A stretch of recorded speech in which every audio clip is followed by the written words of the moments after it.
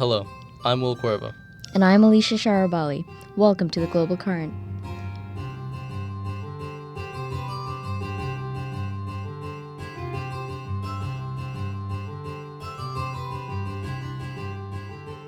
With a historic voter turnout of more than 80%, incumbent Hugo Chavez has been re-elected to a third term as president of Venezuela on October 7th.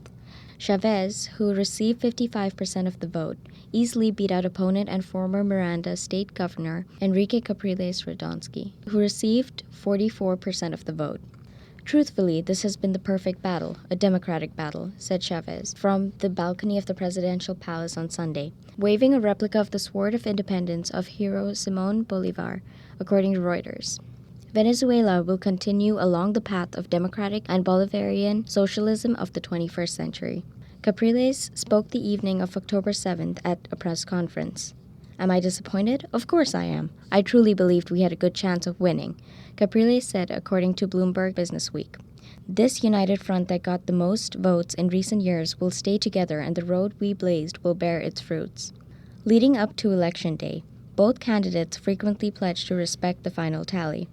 This was the closest race since Chavez took office in 1999. In 2006, Chavez won with 26% of the vote.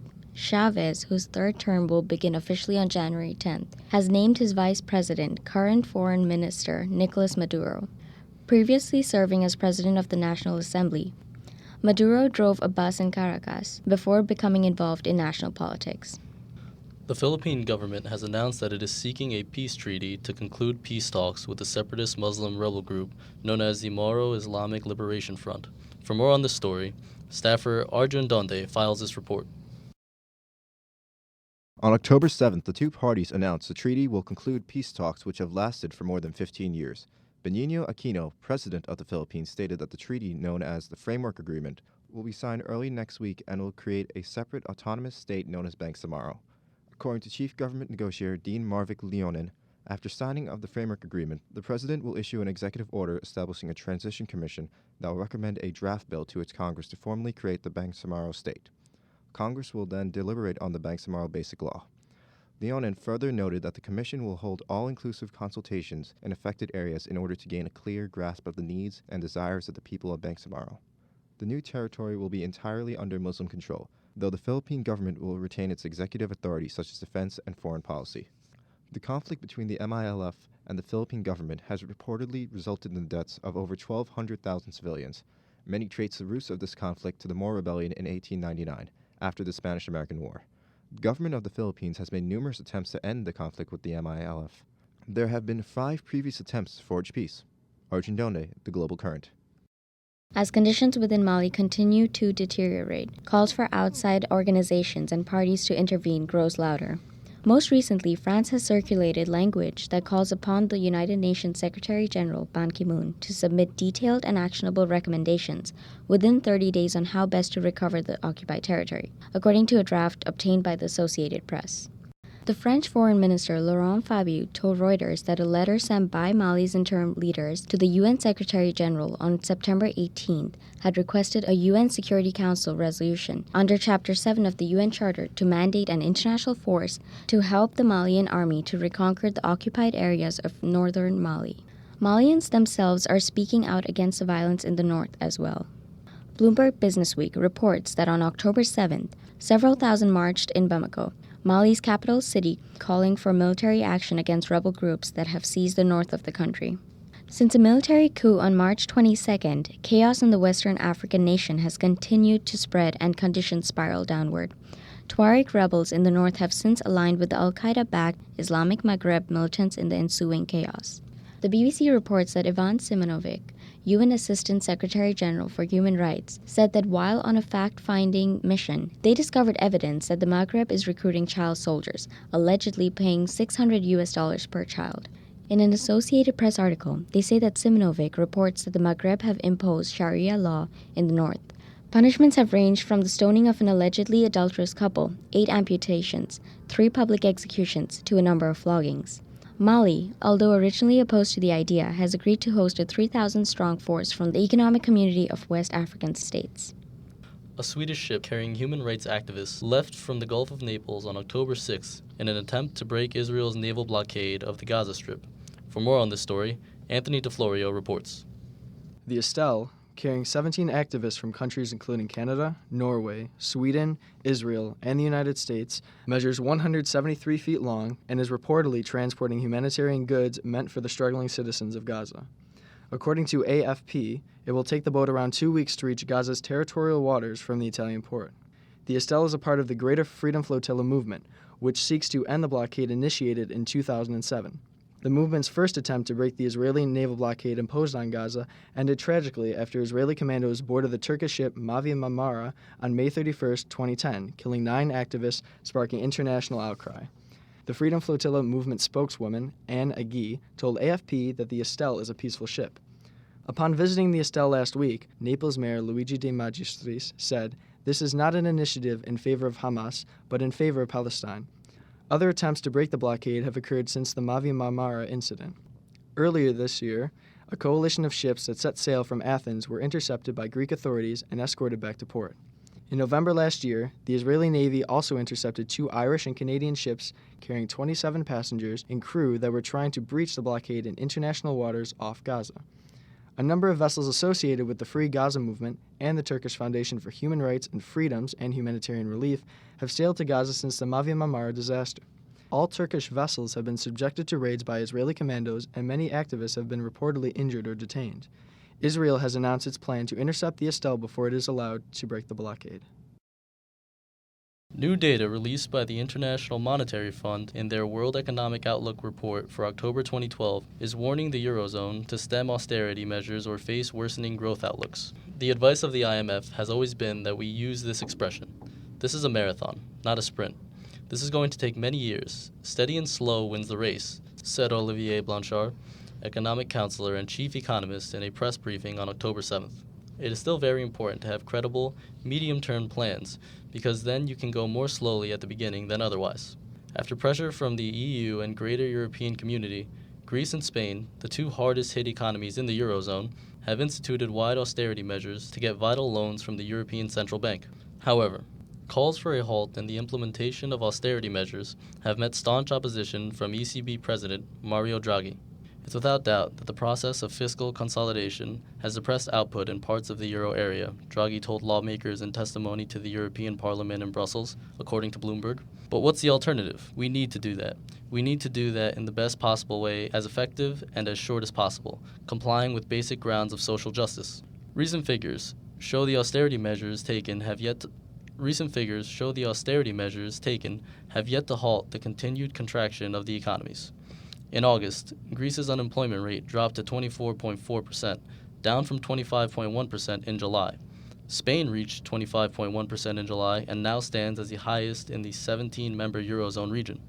According to Eurostat, the overall Eurozone's jobless rate reached record high of 11.4% in August. Military forces for both Syria and Turkey remain on high alert after a series of incidents between the two. For more, here's Brittany Little. Tensions have further escalated in a region where they are already near breaking points. On Wednesday, Turkey scrambled fighter jets and forced a Syrian passenger plane to land in Ankara after suspecting the aircraft, which originated in Moscow and was carrying 30 passengers, may have been carrying arms into Syria. Authorities report that a search of the plane discovered that it was carrying illegal military communications equipment to Damascus. These recent incursions between Syria and Turkey have begun to raise broader fears that conflict may spread further.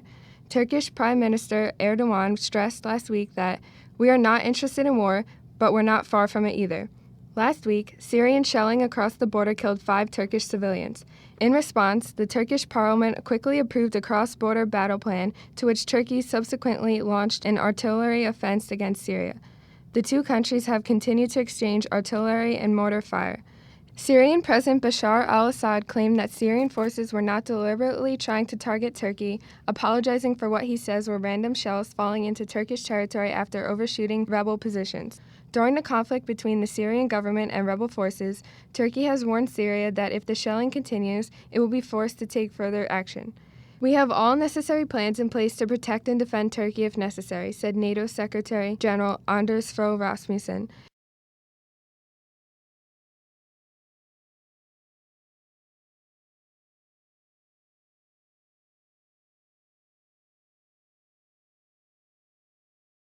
NATO vowed to stand by Turkey should the situation continue to deteriorate. Last June, Syrian forces downed a Turkish military training flight, resulting in the death of 2 Turkish pilots. Brittany Little, The Global Current. When we return, staffer Dana Terry offers insight on the continuing situation in Bosnia Herzegovina. Stay tuned.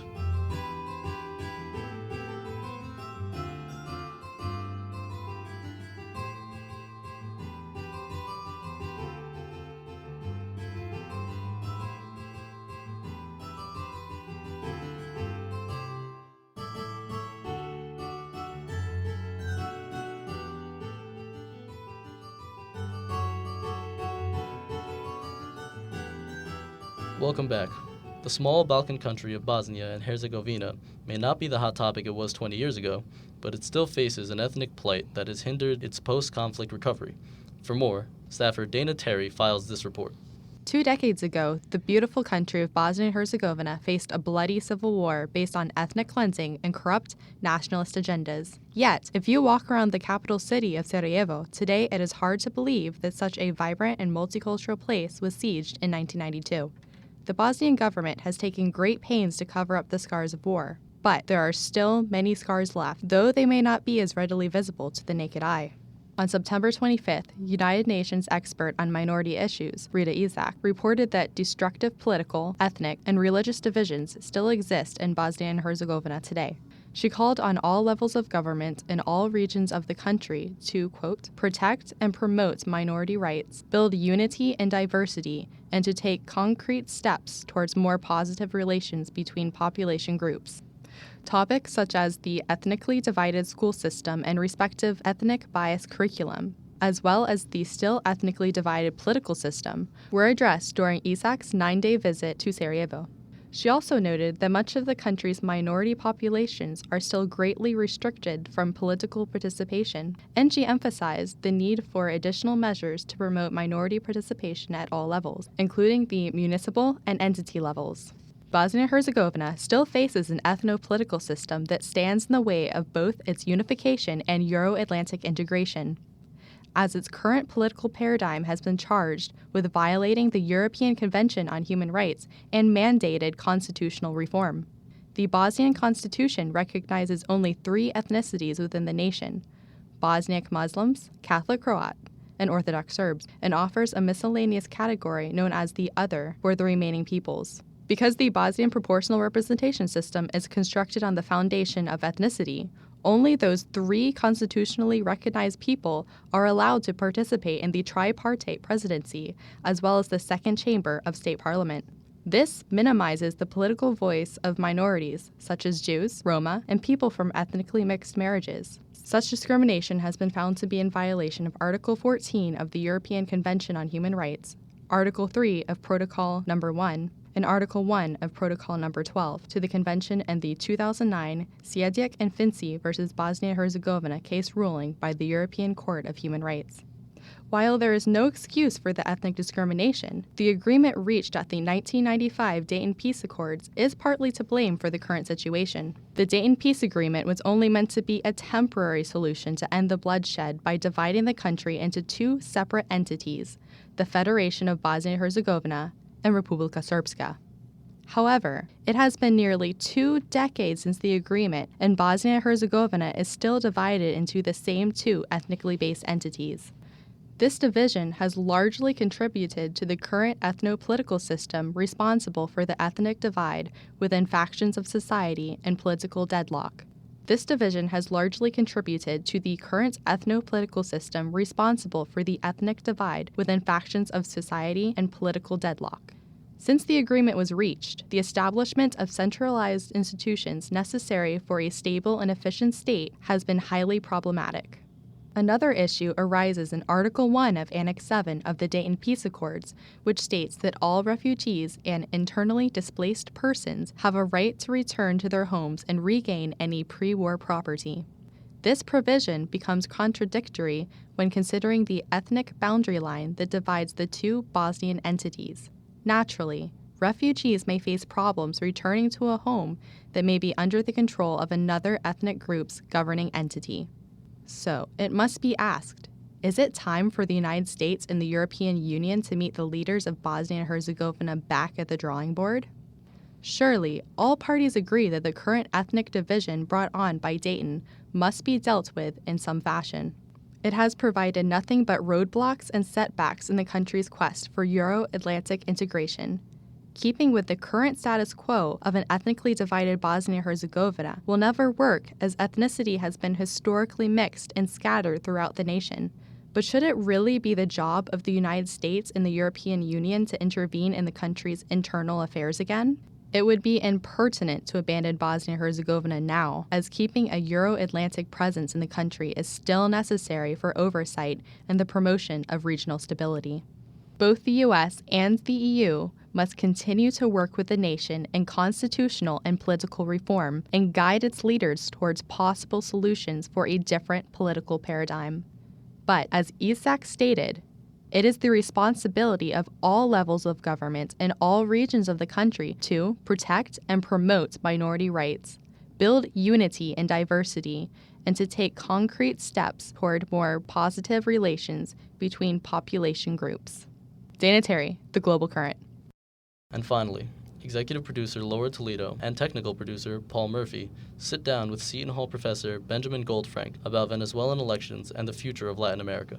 You recently published a book called Deepening Local Democracy in Latin America, Participation, Decentralization, and the Left. Let's talk about it. Well, it's a book about how the rise of the left in Latin America really started more in the late 1980s and early 1990s at the local level. So before you had the rise of national leaders like Lula in Brazil or Chavez in Venezuela, or Morales in Bolivia and Correa in Ecuador and all the rest of them. Before all that, you had a spread of leftist parties winning local elections, especially in capital cities. And in many of these cities, they were trying to establish new mechanisms of citizen participation at the local level and trying to deepen democracy. In the past, the left had often talked about democracy as a bourgeois facade, and it wasn't real. So in this case, after the dictatorships of the 1970s especially, the left sort of reevaluated democracy and began talking about deepening democracy and making democracy more empowering and more about popular sovereignty than it had been in the past, when poverty and inequality had continued under democratic regimes. And you mentioned Chavez. He was a big part of this pink tide, the turn toward the left in Latin America. And he was recently just reelected to a third term in Venezuela this past Sunday. What is your view of how democracy played out in the Venezuelan election? Well, they had the largest turnout they've had in decades. It was over 80% turnout, and Jimmy Carter and his organization called the Venezuelan electoral system the fairest in the world. And there's a lot of talk about how the Chavez administration has state resources at its advantage and used those in the campaign. And that's true, and that's likely to exist in most countries where you have the incumbent running. And the difference in Venezuela is that the incumbent can keep on running every 6 years after a change in the Constitution, a constitutional amendment a few years ago. So it was a positive election. I mean, in the sense that more people were voting. It would have been nice to see debates between the candidates. We've just been having some debates here in the United States. It's always nice to see the candidates lined up next to each other, but in this case, Chavez refused to debate with Capriles. It would have been nice to see a little bit more of that, but it was a relatively free election. The question about the state resources is something that could be questioned. There have been some reports that oil production levels have sort of plateaued in the last year or so because of infrastructure or whatever other reasons. Do you think Chavez will aim to now boost those production levels? And then also, speaking of the economy, there are fairly high inflation levels, and there might be potential devaluation of their currency. What can or will Chavez do for the economy now? With regard to the currency, I'm thinking that it will be devalued within the next year, definitely. With regard to inflation levels, they're around 20%. They're lower than they used to be in the 1990s when they were about 60%. So Venezuela's been living with relatively high inflation, 20, 30% for the past several years. I don't think that will change. What was the rest of the question? Their oil production levels production levels. Plateaued. Yeah, they have plateaued. They've been stagnant at about $1 billion gallons of oil a year. I don't think they'll try to step up production, especially much. I mean, they've been saying that they were going to have it higher for a while, but there hasn't been a huge push for that. They've been signing new agreements with international oil companies to develop the Orinoco oil belt. But we've heard this before, and the oil levels haven't come up. So the production levels haven't come up much. I'm thinking it's probably going to stay more or less flat. Yeah. Okay, and now turning back to the election, this was the closest race in the history of Chavez running for president. He also had a lot to deal with in the past year with his cancer, while Capriles was running all around the country and doing rallies, campaigning. Do you think Chavez ever felt threatened that he wouldn't be able to win? Yeah, there was a lot of talk about that, especially early on, and Chavez was reacting to Capriles's energy and his campaign by insulting him, calling him mahunche, which means sort of poor quality. But he insulted him in worse ways as well. But the big one was mahunche, and so a lot of people interpreted that as Chavez feeling very threatened by this campaign, and that seems pretty reasonable. The funny thing is that the opposition then took the mahunche label and said, somos mahunche, we are mahunche, and there's a famous band in Venezuela, Los Amigos Invisibles, the Invisible Friends, and they've had a over a decade-long career now, and they had a song called Mahunche, and they told Chavez that he couldn't use it in his campaigns, or he shouldn't use it in his campaigns. Mm-hmm. So it was interesting. And how? So this was the first time that the opposition actually, when they elected Capriles to go against Chavez, this was actually the first time that they grouped together and had a combined primary. They grouped together and chose one leader to represent the entire opposition. Do you think that, obviously there's not going to be another election until 2018, but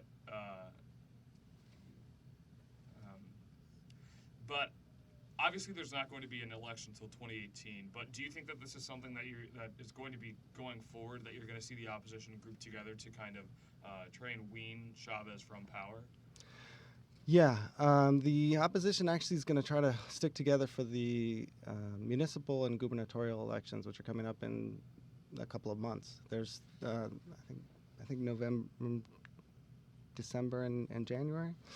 I can't remember the exact dates of the elections, but they're coming up very soon. The opposition is united to run in those elections, and clearly it was a good move to unite, and that's the only way they're going to be able to. On the other hand, many of the parties within this united opposition are from the old system that has been discredited, and there's not much love for it in the voting population. So it's better for them to unite and to use the electoral system in their campaign against Chavez, rather than doing the non-electoral route, which they tried in 2002 and 2003. And they did really well, actually, in the parliamentary elections in 2010, and they're likely to do well in the local elections coming up. So, what exactly is a stereotypical voter within Venezuela?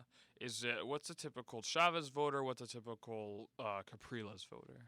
Okay, let me talk about the stereotypical voters first. I was just in New Orleans this past weekend, where the Venezuelans who live in the southeast of the United States had to go to New Orleans to vote in their consulate there. And so these are the stereotypical Capriles voters. And in fact, 99% of those who voted in the United States and the U.S. consulate in New Orleans voted for Capriles. Right? So there's no middle ground here. 99%.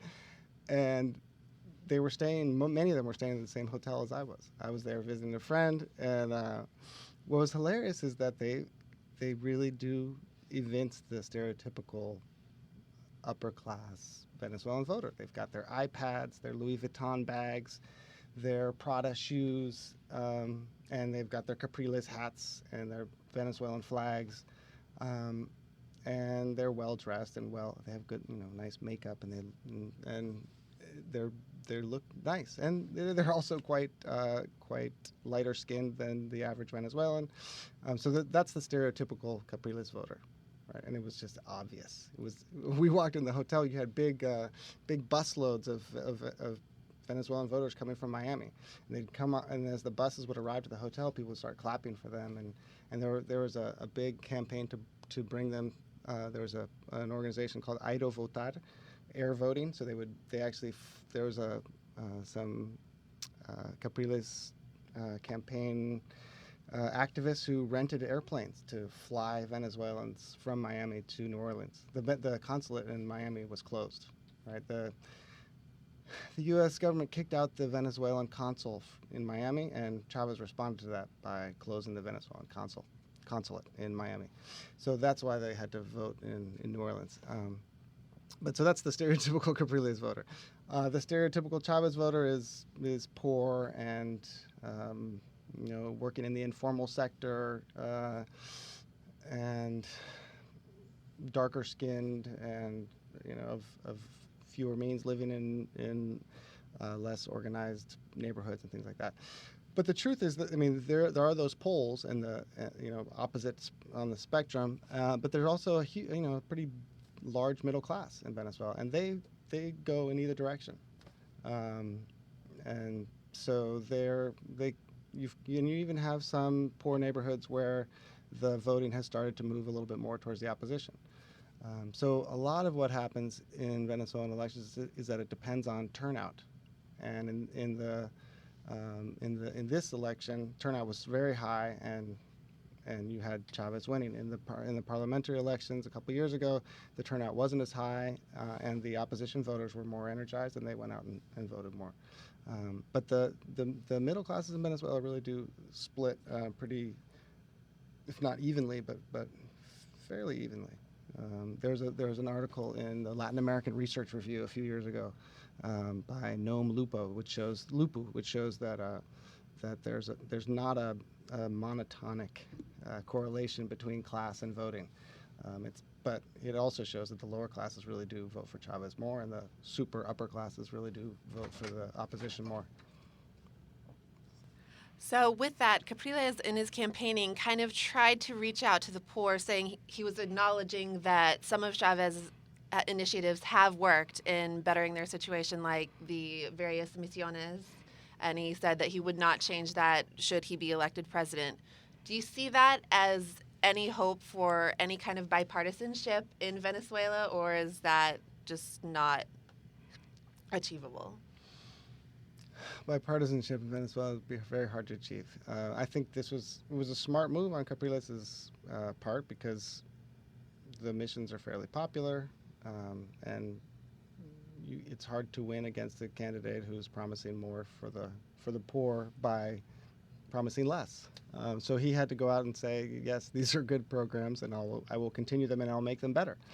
And I think if he had done something else, he wouldn't have won as much support as he did. But I don't think this is an indication that the Venezuelan opposition is going to now start supporting these programs in Parliament. I could be wrong about that, but I don't foresee that happening. You also mentioned that parliamentary elections are coming up. How has turnout been in those types of elections? I know here in the U.S., there's a lot of people who vote for president, but then when it comes to their local government, it's not paid attention to as much. So do you see that trend being the same in Venezuela? Definitely. Yeah.